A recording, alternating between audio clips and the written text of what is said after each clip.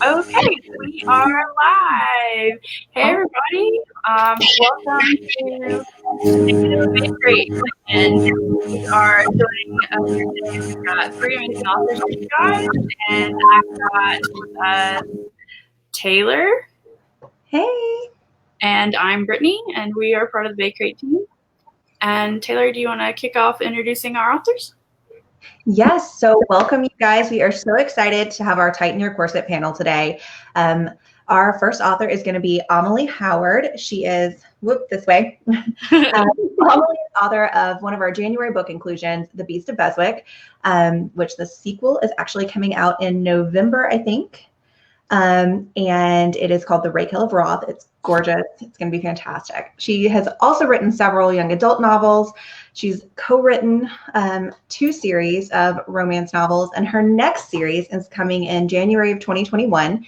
And it starts with The Duke's Princess Bride, which is described as an epic love story spanning the pre-British Raj period in India to the glittering ballrooms of London about a hotter-than-sin English duke and a fearless Anglo-Indian princess who will defy all odds, cultures, countries, and oceans to be together. She also has a giveaway going on today with Bakery, so make sure to enter for your chance to win a copy of The Beast of Beswick or What a Scot Wants. And then next we have author Kathleen Ross. She's this is all the way over here. There you go. And she is the author of the Forbidden Fantasy series, the Highland Forbidden Fantasy series, Outlaw Warrior, After the Virus series, and After the Virus series. And her upcoming release is releasing this week. Is it releasing this week, or it's just released on the 13th. The 15th. Okay. I have no idea what date it is anymore, so I was like, is it either this week or next week? But her new just came out, and it's an unsuitable lady for a lord. Congratulations on that release. This book is about a blue stocking heroine and a rakist hero on a fake romance to subvert a marriage of convenience that sparks true love. And I'm really excited to dive into this one because it has some of my favorite tropes. Thank you. So next we have Heather McCollum, who is down. Yeah, there you go. Yeah, other way. She is an author of 7 series. We have so many prolific authors on our panel today. So she has done The Highland Isles, The Highland Hearts, The Campbells, The Dragonfly Chronicles, Highland Roses School, The Guardians, and now Sons of Sinclair. So Highland Conquest is the first book in her Sons of Sinclair series, which releases not this Tuesday, but the next one, April the 28th, with Entangled. And this is an enemies to lovers tale about a Highland chief who kidnaps another Highland chief to coerce her into marriage. Unfortunately for our hero, this does not work out so well, and she's harboring a pretty big secret. So make sure you click that pre-order link because this sounds like the perfect place to dive into this. Yeah, and if you check the link for the videos, we've got links to all of these great books. You're going to want them before you leave here. So make sure you check out those and dive into the questions. Yes. So our first question for all of our authors is, what would your characters be doing during quarantine? Who wants to go first? My characters will be making out. Yes. And drinking. So sorry, this is really good use of your time. My heroine would be trying to escape. And my hero would be catching her. My heroine would be probably delivering food parcels to the poor. Oh, that. So what we really want to know is next, what your first romance was. Sorry, third live this week, and now I can't talk. What was your first romance novel? That we've lived in? Sorry. Oh no, the first romance novel you ever picked up. Oh my gosh, I think the first romance novel I ever picked up was like B.C. Andrews or Sweet Valley High or something. That was the ones that you were allowed to read. but the really risque ones I stole from my grandma were all Harlequin and Mills and Boone. Oh yeah, I love those. The good stuff. Yeah, definitely the good stuff. Yeah. Sexier the better. Yes. 13 and we didn't know what those things were, but gee, that was interesting. I loved Kathleen E. Woodwist, so the Wolf and the Dove and Flame in the Flower, right? That was her too. I'm sorry. Flame in the Flower was her too, right? Oh yes, Flame in the Flower was my my first romance book I ever read, and it was funny because the heroine in it is named Heather, and the hero is named Captain Brandon, and I married a Braden. Wow, that's so cute. I love that. You know, So your first romance novel was like the first romance novel ever. I have a real issue with reading books with my name. Did you ever find that? Like, you know, especially like dirty scenes? I'm like, oh my God, no. Yeah, I had no trouble with that.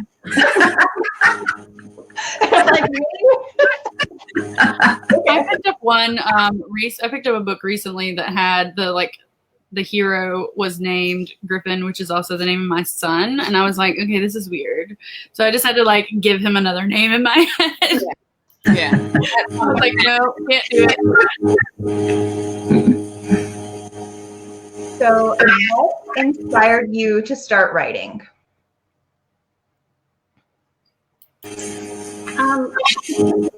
We're not softballing this. All right. You know, so I started writing when I was in high school in the British system, which is, you know, I was probably like 11, smaller than that. But I was actually published when I was 12. I had some poetry published. My English teacher lit a candle and said, write a poem. And my poem was about a bridegroom who comes and burns his bride to the ground. So yeah, I won. I won at terrible alpha males that we love to hate. That, you know, I don't know. But anyway, that was published in the University of Warwick Journal in London. And then I kind of just, you know, when I went to college, I majored in international business and economics because I wanted to make money. So I got a good job afterwards and then realized that I was missing out. I was missing something. I wasn't passionate about it. So, and I got back into writing, and my first book was in 2011. It was young adult. What about you, Heather? Let's see, what inspired me? Well, I have told stories since I was a little girl. I made up stories.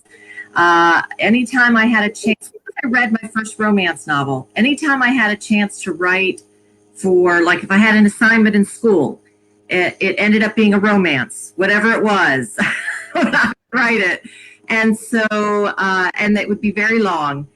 And everyone thought that when I went to college, I would be an English major, and I chose marine biology instead. It was because I felt that, and then it switched to cellular immunology, actually. I didn't like people telling me how to write. It was more of that's what I do to have fun. But then once I got into drug development and working for a pharmaceutical company, I realized that that's not what I wanted to do. And so I circled back around to what I truly loved from the very beginning. And I guess, I don't know what inspired me. I guess it was more of I don't know how to explain it. Some people, when a scene comes together, you get that feeling inside you, just like, yes. It's those things that inspire me every time I write one and it comes together, more than any $1 million contract that I helped to make happen or anything. That just did not do it. So it's those scenes and that heartfelt feeling that I used to get, and I still get whenever a scene comes together, that inspire me. Yeah. I've wanted to write since whenever I can remember, and romance, because I read that. And then I became an English history teacher, and all that history and English and the study of it really aided everything I write, and still does today. So I've used it all my life. But then when I was at Romance Writers of Australia, we had this editor come, and she said, look, we're looking for erotic novels. And that whole concept was completely new to me. I just thought I was a sweet writer. So I wrote one, sold it, wrote another, sold it. And then I thought, well, who's actually publishing erotic novels? And there was this publisher called Black Lace. And I read one and I was so shocked I hid it away in the recycling and it went out. And then I thought, well, I might as well try and write one. So I just wrote a couple of chapters, sent it off, and the editor came straight back and said, I want an 80,000-word book. So I did it. I don't know how I knew about that stuff, but I did it. And then it became a bestseller on their website. It's now owned by Random House. Wow. It's there until you write, I guess. As I get older, and I've been very happily married for 38 years. So as I get older, I'm just more interested in developing more of the sweet and the emotional stuff rather than the sexy stuff. So I'm always like going in reverse, I think. I was the opposite of that. I was the opposite. I went from nice and clean YA to really dirty, raunchy historical. Yeah. Mine keeps getting a little bit more spicy with each book I write. It seems like I have to rein it in sometimes. Yeah. No, don't. Just let it go. I don't. I don't know if you guys remember that Brittany and Taylor with Heather went into the dungeon at that last conference we were at last year. So, yeah. We went. Yeah. I got electrocuted. Electrocuted. I did. She was like, hold this. And then my husband touched my arm and it shocked me. So I went to drop it and my whole arm went numb. She's like, no, don't drop it. I'm like, oh my gosh, I just got electrocuted.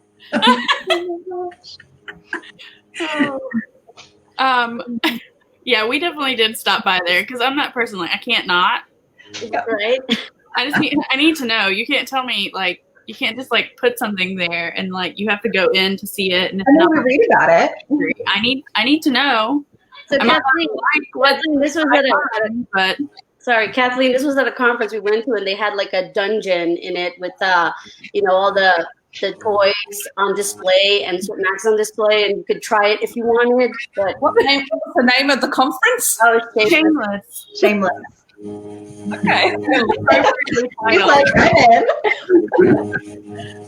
Yeah, we had a lot of fun when we went to that one. Lots and lots of memories.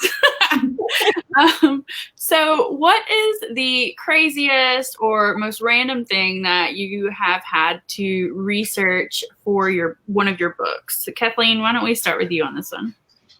I wanted to research BDSM online because I figured that was pretty safe. And I did a course. As you do when you're an author, research everything. And so I did a course with a practitioner. And it was really interesting because she said she felt that people were born that way. It wasn't a made thing. So I learnt lots, and that's come out in some of my novels. Not so much lately. Amalie, do you want to give it a go? Oh, I've researched so many crazy things, like including, people always joke that my husband's like, the NSA is going to show up at our house and we're going to get arrested because you are researching how to dissolve bodies with acid. And I was like, that's just a story. right. This is important work. We need to know. Just looking up stuff, like even I've not written any stuff with BDSM, but I do look stuff up sometimes when I read it in other people's books and I don't understand it because I want to educate myself. Mm-hmm. And my eyes have bled a couple times. If I don't know what the level of PG or rated R this live chat is, but I have had bleeding eyes at some point. We're all adults. It's adult romance, so. Well, I'll tell you. I read this alien book, and the alien guy had like 2 man parts, and she kind of said it was like a snake. So I went and looked up a snake penis, and yes, they do have 2. Yes, don't look it up. I see Taylor's going to Google it right now. We'll look it up later. I'm like, Google. Taylor and I have an ongoing, we like to find the crazy alien romances, especially the crazier the better. And I'm probably gonna get this like a name for being like obsessed with penises or something. Because I have in the Beast of Beswick, I have the aunt who embroiders penis embroidery on her needlepoint. Okay. I respect her and her needlepoint, so. I mean, What about you? Well, just like Amalie was saying, I've researched so many things that poisons especially, and I'm like, if anyone was to be watching me, I would be, or if anything happens to my husband, I'm in trouble because there's so many poisons that I have looked into how to create and how to distribute, that sort of thing. But I think one of the strangest things that I'm always having to look up are, because sometimes I write in 16th century, sometimes 17th century, and it slides by decades. So I'm always trying to figure out what words I can use. Like penis really wasn't used until like the 1700s. Like I was like, and so there's all these very strange words. I can't, like doodle, and I don't know, like crazy words that I would never use. So like for vagina and for penis and for sex and oral sex and all these things. So I have those time gliders. I'm always going and looking at the different words that I can use in this decade that don't sound utterly ridiculous. That's the thing, it cannot be ridiculous, but I have to be somewhat authentic, So anyways, I guess I'm probably the mom in my, school district that has, the time slider of vagina on her. I got it too. I know what you're talking about. very nice. So I always like to ask, what beverage would you pair with your book? Probably honey mead. Yeah. Well, if we're going to go in terms of timeline, but for me it'd be a G&T. The modern honey mead. It could be great French red wines and white wines. I personally love wine, but with this book, I'd probably pair it with an 18-year-old Scotch. Yeah, whiskey. It would have to be whiskey. Yeah. I mean, is there water in the cellar? We're not sure. Here is pretty big and runny, and they're definitely whiskey drinkers. Yes. All right. Next, we are going to get into our first lightning round.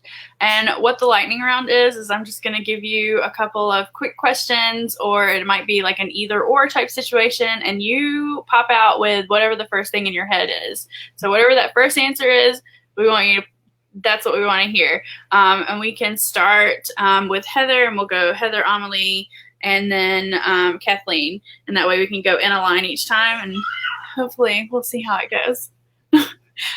So for the first question, who is your celebrity crush? I couldn't hear you. Who is your celebrity crush? Oh, celebrity crush. I am team Edward all the way. When Twilight was big. I like Chris Hemsworth, but that guy with the rope that's on TikTok that's making rounds, I won't say no to him. Kathleen? I like Liam Neeson. He's kind of moody and sexy and dangerous. Yeah. In his roles. Would you rather only be able to rewatch movies or reread books? Heather? Oh, reread books probably. Reread books. Reread books. Okay. I'm going to say movies now. I changed my mind since those two gooders over there both said books. No, I'm kidding. What song is currently on repeat for you? Oh, I listen to a lot of Billie Eilish, so You Should See Me in a Crown is on repeat. That's a good one. The song that's on repeat for me right now is actually the soundtrack, the song from Aquaman. That it's just pure instrumental and it's fabulous. It's going to sound rude, but it's Led Zeppelin for me. It's probably showing my age here. No, I love Led Zeppelin. Yeah. It's the depth and the passion of it. Yeah. Yeah. Would you wait? Give me your best British or Scottish accent. Your choice. Oh my gosh! I can't. Yeah. Come here, lassie. I don't know. I'm gonna do Australian because Kathleen's here and she can do American. I'm kidding. Good on you, mate. Good on you, mate. You did that really well, actually. Oh my goodness. Come here, lassie. How about? I don't know. I can't do that. Can I cop out of that? Okay. I can do one from the. I gotta read it though. I have to read it, so I'd be like, I'd rather be mauled by rabid dogs. Yeah. That is good. Rather have no coffee or no chocolate? Is it coffee or chocolate? No coffee or no chocolate? Oh, I don't like coffee, so that's easy. No coffee. I would say no chocolate. Don't hurt me. Yeah, no chocolate. I'm a tea drinker. Me too. Tea drinkers can't be trusted.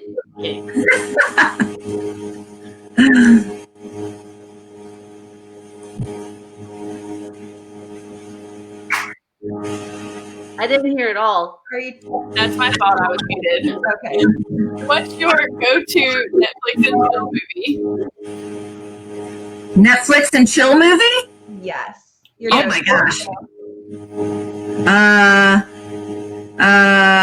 Sabrina. Okay, so you guys know that Netflix and chill is code for not movies, right? I'm just saying.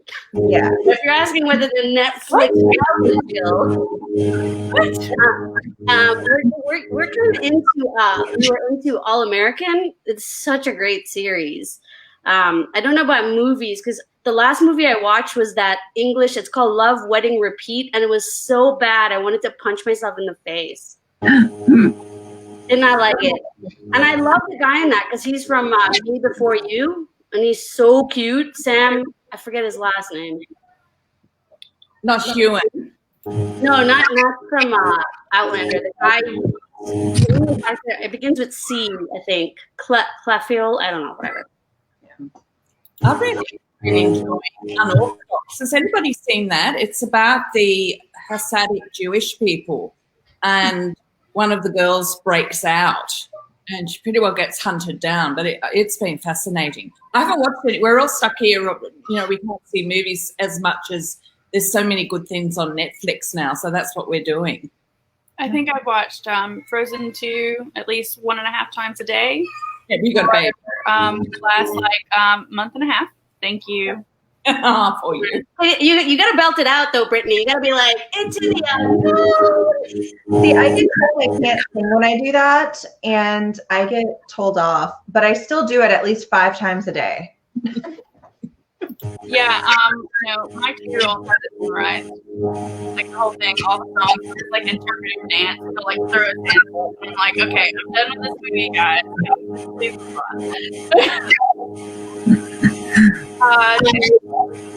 All right. So my next question is for Amalie. You have both co-written books and you've written solo. What is your favorite part of each experience? That's an interesting question because I get asked a lot about co-writing. So the best thing about co-writing is that you have someone who is actually, working with you. They're invested in the project with you. So you always have somebody to check in. My co-author, Angie Morgan, for the 7 books we have together, we would always do a really complex outline, usually 20 pages, single-spaced, so that we each knew where we were, and then we would each write. And it wasn't like we split up with characters. We just went, and whoever wrote, whether you wrote 2 pages or 10 pages, you just continued. But the really neat thing was, when you wrote stuff, you could say, hey, how was that? Was that terrible? Was that bad? Can you fix it? So it's nice to have that cheerleader sort of in your corner. And writing solo books is kind of like, I think the biggest high from it is probably just that, you've created this thing, you've created this story, it's yours. So it's kind of like a double-edged sword. It's yours, and you can ask your critique partners for help and stuff, but it's I think with the co-writing, there's benefits, there's advantages and disadvantages to doing it, because if you don't have somebody that you trust or that you have a good work ethic with, or that might, you know, be upset if you said something didn't work, it's never going to work, you know? So Angie and I had like such a fantastic working relationship, and we were friends, you know, but we had our hiccups and we had to talk it through and stuff. But I think it was a great experience. I love doing both, but I'm also happy now to kind of be on a solo track for a little bit. I know she is as well. So I love both doing both. Okay. You're mic down. Sorry, guys. I'm trying to help on the feedback and I keep forgetting. I have a question for Kathleen next. You write across many romance genres, and you also work as a freelance editor. Yeah. How do you balance editing other people's work and creating your own stories? It's really easy because I'm the sort of person that you can throw me an idea in any genre and I can probably think of a book. And then while I'm working with clients, they're doing their own thing. And also the clients that I work with are all at different stages. So if it's a complete beginner, I'm having to teach them how to write plus how to develop their ideas. For example, if they're doing a paranormal, they can't throw the paranormal in at, say, chapter 3. It's got to be immediately on the first line and very clear, which we all know as writers, but they don't. So what I do is work all day and then I have dinner, and if I've got a big editing job on, I'll then work all night, which my husband doesn't really like very much. But if I'm out of contract, I might then work intensely with a client, or sometimes it's just I've got very experienced clients who are with one of the big 4. I think that's all that's left now, and I might be editing their work. So it just depends on the project. But I do love developing newer writers because it might take even a year or 2 before their book comes out, but they often either sell it or I make sure it's good enough to self-publish, and that in itself is such an exciting journey. I can imagine. Yeah, my husband is also not a fan of the staying up all night, but yeah, it happens. I'm a workaholic. I can't help it. Every day I think you get better if you can. It just might not be, say, Saturday and Sunday. It might not be all day. I make sure I have time for my husband. Yeah. All right. So our next question is going to be for Heather. Heather, your Sons of Sinclair series focuses on 4 brothers who were raised to believe that they are the 4 horsemen of the apocalypse. This is an insanely original concept, specifically for a historical romance novel. Tell me more. I just want to soak this up. It's amazing. Well, I love paranormal as well, but I write historical. And so I started thinking about who are the biggest, brawniest bad boys out there that I could think of. And that would be the 4 horsemen of the apocalypse. And so I started to think about 4 brothers who were raised to believe that they were by an insane father, warlord sort of guy. So the first brother is Cain, and he is conquest, and the second brother is war. The third one is justice, which can also be famine. It depends on what you look at. And the fourth one is death. And death actually, his name is Baes, which is spelled B-A-S with a little thing over the A, which means death in Gaelic, actually.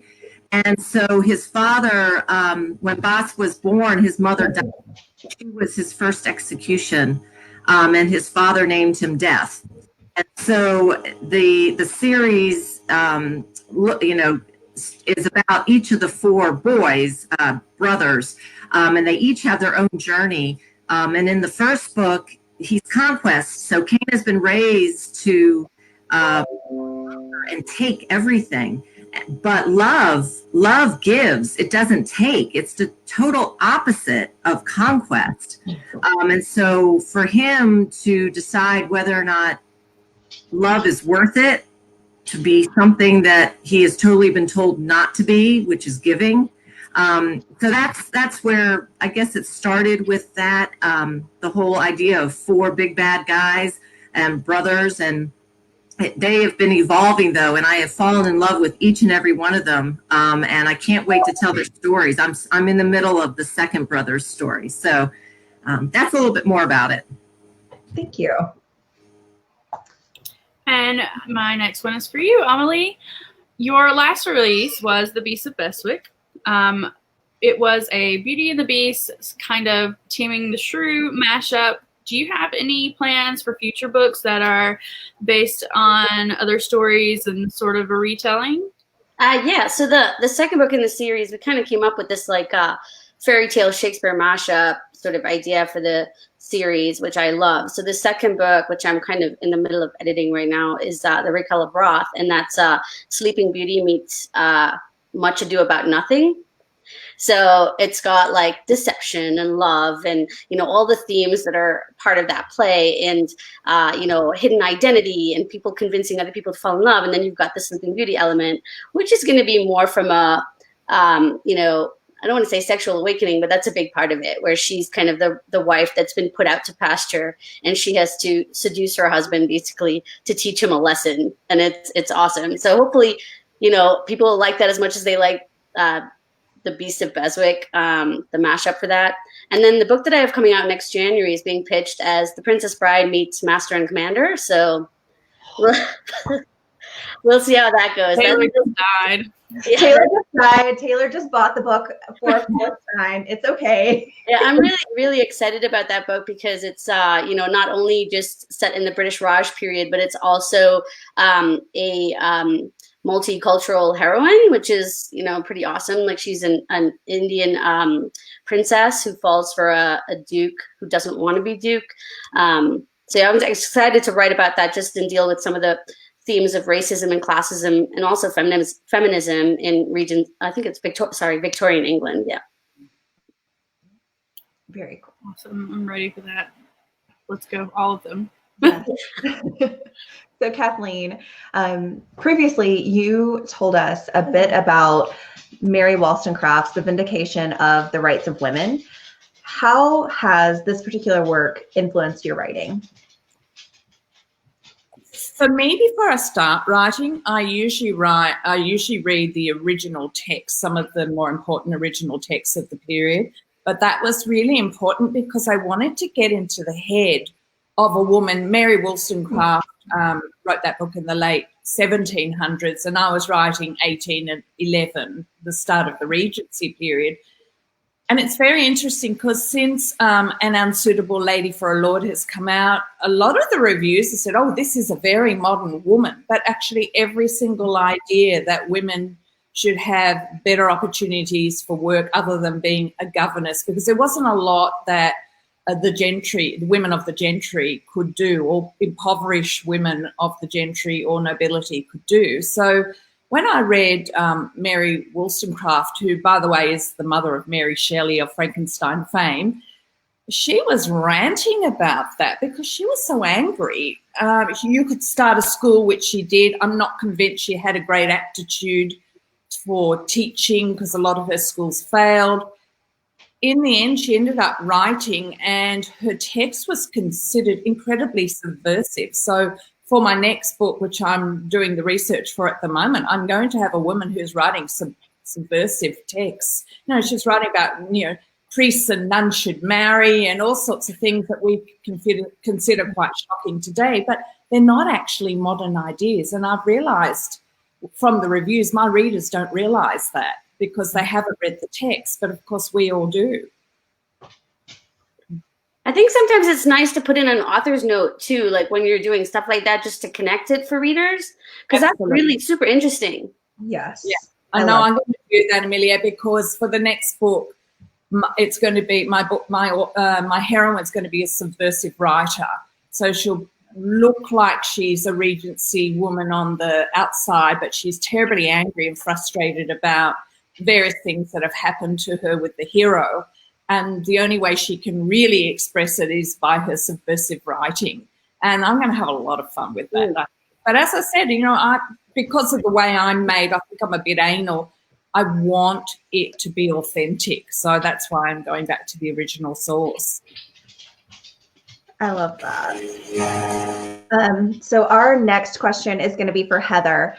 Heather, you shared with us that you have just reached your 9-year survivor milestone after battling ovarian cancer. Your story is absolutely amazing, and we are so glad you're here. You mentioned that you wanted to take some time to talk about ovarian cancer, your own story, and how that's influenced your writing. Sure. Thank you for letting me do this, because as a survivor, as a woman, and as a writer, I am trying to reach as many women as I can to just let them know about the whispered symptoms of ovarian cancer. I do a lot of education with women. I have these little cards made up. If anyone ever contacts me, I can send you a stack of cards for you to hand out to people if you ever want. Just contact me through Facebook and I will send that out at no cost at all. So it was, I had just turned 40 and I thought I was getting fat because I was bloated and it didn't go away. And so I did a lot of sit-ups, and then I got a pinchy pain in one side and I thought I pulled something, and it seemed to go away when I would elongate, but then it would come back if I sat. So being a mom of 3 young kids, I just didn't sit. And then I started to feel like I was getting a urinary tract infection, like pressure. But still, you know, I had a 3-strike rule. I don't go to the doctor unless I have 3 things wrong.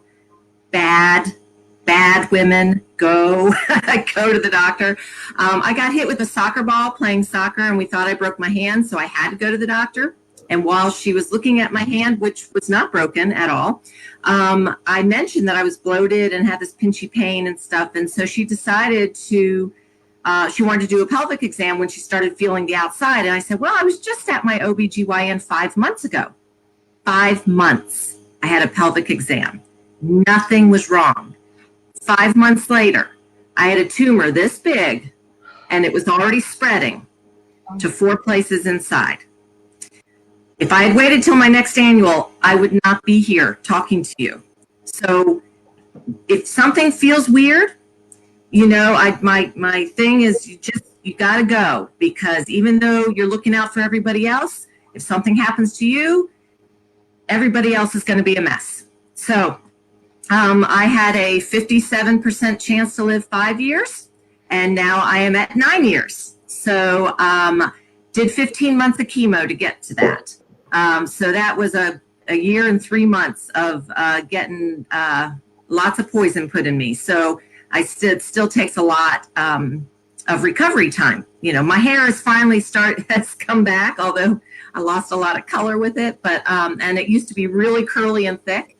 But anyways, how it affected me. It changed the whole paradigm of my life. So when I turned 40, I would see older women and think, oh, I am going to be that someday. I don't want to be that. After I had cancer, I see an elderly woman and I am like, I want to be that. That is what I want to be. She is winning. She's winning this race. And I just want to be her someday. And so it totally shifted. It shifted. I mean, how I write my characters are a little bit different. It's funny because I was writing a book at the time and I didn't know I had cancer yet. And in the book, it was the 3rd book in my Dragonfly Chronicles. And so she has scars, and the hero, she's like trying to hide her scars. And the hero's like, don't hide them. They show that you survived something that tried to kill you. And yet you won. And here I was writing it while I had the cancer and I didn't know it yet, which I thought was a really interesting thing. But while I was going through chemo, I couldn't really write, so I blogged. I couldn't write fiction because it was to create a book. I mean, you all know, to create a book with a whole nother world and characters, it takes a lot of energy, a lot of emotional energy. I didn't have that. So I wrote what I was going through. And so I have probably 100 blog write-ups about all the different things I went through. And I am eventually going to pull that into a How to Survive Chemo the Best Way You Can book for women. But meanwhile, I put the symptoms for ovarian cancer in the backs of all my books. And I have had some readers contact me and say, you know, I had one person contact me and said, you know, I had some of these symptoms and I read about them and I thought, well, I better go get it checked out. And she went and she didn't have ovarian, but she had endometrial cancer. So I was like, you know, this is my calling now. Anywhere I can get the word out, sending out the cards or putting the symptoms of the backs of my book. That's what I do. So whenever I have a book signing, I'll always have these cards on the table too with my bookmarks. So Thank you. thanks for letting me share. No, thank you so much for sharing. Amalie, I've got the next one for you. Your books feature fiercely feminist female leads without feeling too modern. How do you balance feminism and history so well? Well, thank you. Also, Heather, I'm happy you're here. Yay. You know, Kathleen touched on it a little bit before when she spoke about Mary Wollstonecraft, who, you know, we go back and read these texts to kind of get an idea of what feminism meant in those times. And, you know, Heather kind of touched on it as well when she spoke about using the right words. So I think if I take what those two ladies said and intersect it, that's kind of how I get that, you know, because as writers, we're writing for readers reading with a modern lens. So you want it to be, you know, catchy or engaging. You don't want to give them like a historical tome to read full of words that are just clunky and it doesn't work. So I think sometimes that blend of, you know, I don't want it to be anachronistic. Like it has to fit with the time period in which you're writing. But at the same time, you know, you have these women who are, you know, limited by rules. They can't own property. They're on, you know, basically reared by husband. And you have to give them agency. And the only way you can give them agency that is applicable to the modern woman today is by kind of mashing those two things without sacrificing the historical authenticity of the period. That was a lot of words. I'm exhausted. Exactly. Good words. We're going to count all of this as writing today. Thank you. Oh, it's me again. Yeah. I'm sorry. I was just like, yeah, I'm just listening and I'm in it. I'm all over the place. I'm so sorry. Kathleen, the next one is for you. What are your thoughts on historical accuracy in historical romance? I struggle with this all the time because I think the American readers are a bit different from the English and Australian and Canadian sensibilities. So in historicals, I've found they would do something that was impossible for the time. And so an example might be a friend might be arranging a marriage for her friend, which if you're a lord or a lady of the period, that cannot happen. And that kind of stuff I struggle with because I think the Americans are all over this. They're just like, so what? I'm going to do this fantastic story, whereas I'm actually researching the etymology of every single word. And then my editor said to me, but this book sounds like it was written, you know, in the 1800s. And I'm thinking, well, I've researched every single word to check its etymology first. And she's going, oh, for God's sake, don't use that word. It sounds ridiculous. And then she'll be writing them all out. And it starts to sound more and more American instead of English sounding. You know, I'm writing Regency, so to me it should sound English. And really, it's just a journey. And for me, I'm having to learn, I think, from the Americans because you've got to make your book accessible. It's got to be a fun read. It's got to be an interesting read. You've got to have your characters really involved. And if you use too many authentic words that the readers don't relate to, they're going to pull out of your book. So that's what I'm sort of struggling with at the moment. Do either Amalie or Heather, do you guys have any comments on it that we could talk about?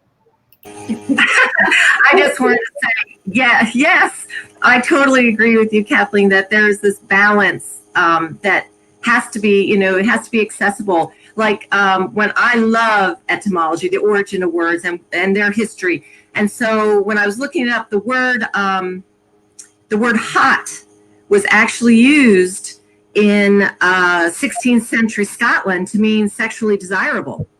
But I cannot have my Highlander saying she's hot.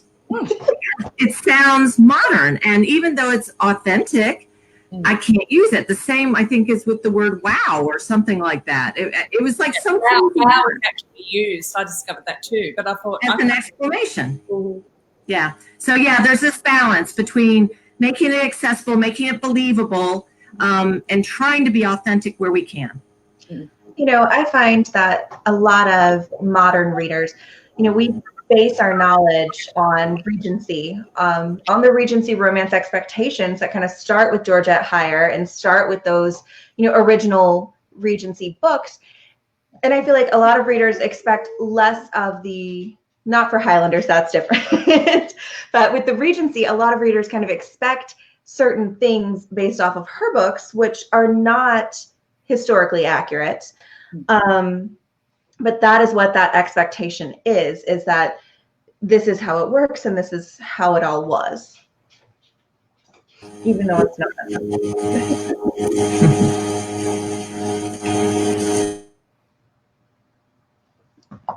Are you there, Britt? Okay. Yeah, I'm here. Okay, so next question is for Heather. So your books contain snippets of Gaelic. Is it difficult working with a second language when writing? And how did you learn the Gaelic? Not something I just prattle off. I do have Gaelic dictionaries. I have a lot of different websites that I try to check different websites for, you know, where people from Scotland are responding like, that's not really how you would use that. You know, they kind of get into debates. So I only use snippets here and there because I personally don't like it when authors write like a dialect that is hard to read, you know, so I'll put in like, you know, ye instead of you, but I'm not going to put in too many of the, you know, do not fash yourself or, you know, those sort of things. Now that one everybody knows, I think, but so I do pick some Gaelic words after I research them, and then I have a vocabulary dictionary now in the fronts of all my books where it does tell you the definition. The same with like Old English words that aren't common knowledge. And now the book I'm writing, there's a lot of Old Norse from Viking type words because they're way up in the Orkney Islands. So there's a lot of Old Norse influence. So trying to put that in there. But that, you know, it is tricky and you do still want to make it accessible. So you don't want to hang up any readers and they get frustrated and shut your book. So that's the biggest thing I have to be careful of. But yeah, I do add in a smattering so that you get the gist, the flavor of it.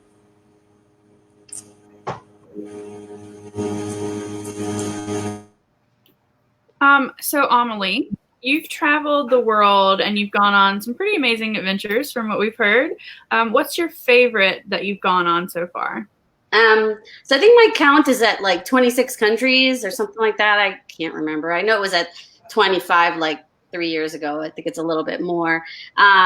So, I mean, I love travel. I grew up, my parents always, instead of, you know, buying us expensive toys, we saved up to go on vacations and stuff, which was great. Last year I spent, I think it was last March, we took my daughter and my mother to France. My daughter was 10. So it was really nice, the three of us doing, you know, a 3-generational trip. I went to school there. So, and my mom like tries to go every year. I think adventure wise, you know, I've done bungee jumping in China. I've scuba dived in Australia, in the Caribbean, Bali. And, but I think the best thing I've ever done is probably, besides like traveling to a lot of places where there's good food and great architecture, and I'm not really a fan of, I don't really love museums, don't hurt me. You know, I like just walking past the Louvre, but that does it for me. I'm like, oh, look, it's so pretty. Let's go in the gardens. So the most adventurous thing that I've done is probably right here in Colorado, which is jumping out of a plane. I went skydiving about a year ago, I think, or 2 years ago. And it was scary and crazy. And I wore these, they give you these straps around your thighs. Now, I have some thick thighs. So my thighs took a beating. They were purple. I am brown skinned and they were purple. Anyway, so I'll never do it again. It was a one and done thing for me, but that was very exciting. Well, That's great. apparently you've got new adopted You children. have a petition for additional children if you're. If you're taking children, I have some you can borrow. That is crazy. Kathleen, in your upcoming release or recently released An Unsuitable Lady for a Lord, you have a character who begins teaching the other young ladies. If you had your own classroom full of young ladies during that time period, what would your first lesson plan be? You know, but it's trouble because I'm coming from a modern concept, but I'd be teaching them all sort of subversive things. I think that we, you know, you can do anything you want. Not true in those days. Classroom full of rebel blue stockings. Love it. You know, the way I raised my daughter to speak up to men, not to be cowed, all the things that I'm giving this a modern answer because, in fact, really I'll probably just be teaching them their very basics of how to write their name. When I did my research, in Scottish society, most women couldn't sign their name on their marriage certificate. They'd have to just put a cross, and I think that's pretty sad. Their base is so low compared with what we're used to. When we were coming up with the questions, we didn't even realize that you were a teacher, but you were telling us before that you were a teacher, and I was like, oh, hey. Yeah. No, I've probably done about 30 years of teaching. So it's all, and in fact, it was interesting because my editor cut back my teaching scenes, which I thought were interesting, but maybe they're not. I don't know. She was like, get the romance in.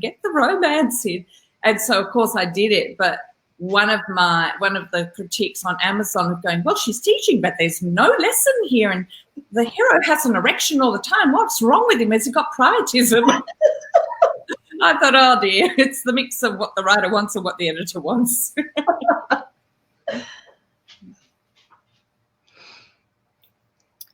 Heather, I hear that you're a mom of some pretty interesting critters. Can you tell us more about your pets? Hold on. Sure. At the current moment, though, we lost some of our pets last year. Let me see. I have a picture. These were my babies. I made those little hats.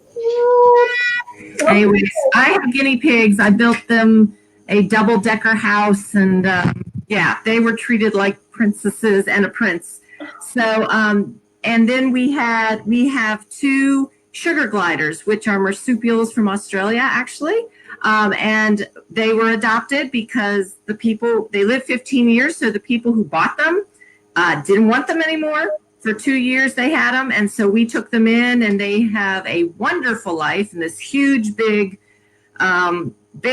cage. And we get baby toys for them secondhand so they can climb all over them. And then we had, I have my golden retriever is a rescue. She's 11 now, but we rescued her at 8 months old. And she had been beaten pretty badly. So it took us a full year to be able to touch her back end without her growling. And so we worked very hard with a trainer to remake the dog, to get her to trust us. And she is the love of all of our lives. Her name's Sophie. And I'm so glad that we adopted her and put the time and effort into helping her trust us again. And she's just a sweetheart, a little crazy. She is absolutely crazy, but she is a sweetheart too. And then I guess our most recent adoption is, we adopt most everything, is a ball python, actually. It's a 2-year-old ball python snake that we named Monty for Monty Python. I get it. So my 13-year-old daughter is the one who has taken over the care of Monty. And so she walks around the house with it. It's still pretty small, but it's going to get up to about 4 feet. And they're wonderful. He's wonderful. He's such a sweetie. He just likes to go around my arm. Amalie. He does curl up around the neck. She'll walk around with it. So he's our latest adoption. But yeah, I grew up with 5 dogs, that would just find us. Like they would we'd, they were hit by cars or whatever, and we'd take them, get them operated on, and they were one of ours. We like to do that. So, but that's what we have right now. Very cool. All right, so we are ready for the final lightning round. So we are going to go opposite this time. We're going to go Kathleen, Amalie, Heather. I'm like, where are we starting? All right. Gaming Hell or Gentleman's Club? Gentleman's Club, I think. Gentleman's Club. I don't write Regency. Gentleman's Club. Yeah. Fans or corsets? Fans. I don't think I fit in a corset these days. Yeah, I'd say fans as well. Those things are like, I like to be free, man. I'm enjoying quarantine just for not wearing a bra. Yeah. I guess I'll go with corset then. I have a couple, and I do like them because of the costumes I get to wear with them. Duels or billiards? Billiard, definitely. What was the first one? Duels. Oh, duel, definitely. I like murdering people. I want a good sword fight. Yes. Okay. Ballrooms or house parties? Oh, definitely. I think house parties would be more fun, I realised. I was going to say boring, but then I thought, no, it'd be a house party. I'm a sucker for a house party book any day of the week. Yeah. I love house parties because they can be so dirty, but I love the dresses of the ballroom, man. Oh my gosh. Ballroom. I'm going to go with ballroom too because of the dresses, and I love to have heroines that are like fish out of water at a ball. Yes. All right, so this one's a 3-part. Debutantes, spinsters, or widows? From what I've read, the widows have a hell of a lot more fun. So I think I'm going to go for widows because they're freer, even though they're not meant to be. But they can do what they want. Exactly what they want, and that's the stage of their life now, I think. Being the good girl, at least in my mind, I can have a lot of fun. I was going to say debutantes just because I love like reading YA, and it's kind of like the first, the first blush or the first kiss and the first everything. But I also like spinsters because they don't give a shit. So I'm going to go with widow because I'm writing a widow right now, and she is awesome. Yeah. Very free. She can do what she wants. She's a badass. Love. All right. Breeches or kilts? Oh, kilt every time. I've been to Scotland twice, and I think I just lost it. I love kilts. You guys seen that kilt yoga? It's nice. Yeah. So my husband's Scottish and English and Australian, but I bought him a kilt to wear. Yeah, no, he has not worn that. It's very disappointing to me because I bought it for him, for myself. So my husband's family, they're the Montgomerys, and they do kilts for everything from weddings to funerals to Burns night. It's kilts, kilts, kilts. And so people didn't believe me. And we had a thing, and I sent photos. They're like, oh, wow, it's really like you have 20 men around in kilts. I'm like, yes, we do. Yes. And my husband is a McCollum, so he's Scottish, and he does wear his kilt. I've seen him in a kilt. Yes, that's right. Yes. He's come to Shameless in a kilt. Yes. And so we got to get our husbands together so that he'll see that it's okay to wear a kilt. Normal. Guys, I read in my research recently that breeches actually in like both the Regency and Victorian periods were like very, very, very, very thin. So you could see a man's junk like very easily. That could be a very important factor. Right? Yeah. My husband's name is James Fraser, and he will not wear a kilt for me. So, like false advertising. I'm gonna need wear the stones. A moment. All right. So, tea or whiskey? Real life tea. But I've been to Scotland, and I drank whiskey there. And I don't know, maybe it's my fantasy mind, but it just had a whole fantastic flavour. How about a hot toddy? Yes. Both of those together. Body. I'm a big tea drinker. I love tea. I love the history of tea. I give workshops on the history of tea. I try to have tea all the time. I grew up drinking it with the milk and sugar the English way. So I'm going to have to say tea, although my heroes definitely like whiskey. Speaking of husbands, did you guys see our sneaky husband in the back?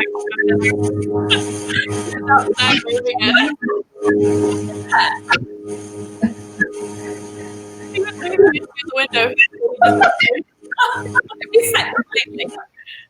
Can you hear me? What? Heather, your husband was in the window waving at us. Oh, that's awesome. He popped in to say whether or not he should bring me food so I could eat in front of you. And I'm like, no. He heard you saying he was wearing a kilt. That's why he's coming Yeah. Yeah. put his kilt on. Yeah. He's a good sport. He comes to my book signings in his kilt sometimes. Oh my God, you're so lucky. Yeah, he was at Shameless. I remember the kilt. It looked great. But I think that is going to be all the questions that we have for today. Unless anybody in the comments has a question, we might have a couple of minutes to take a couple of questions.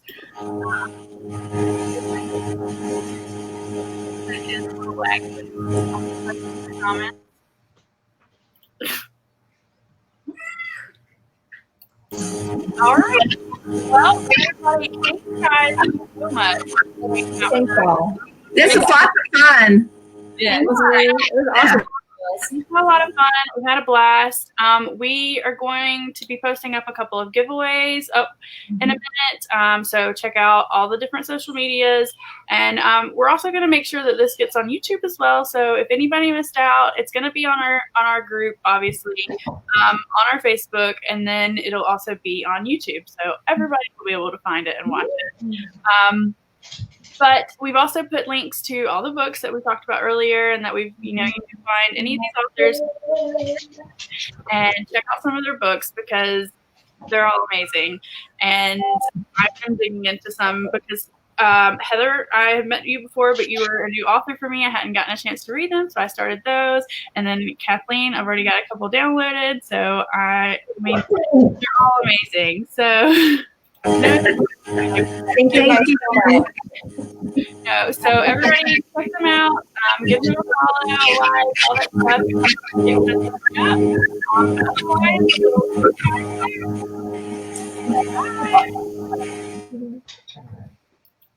stuff.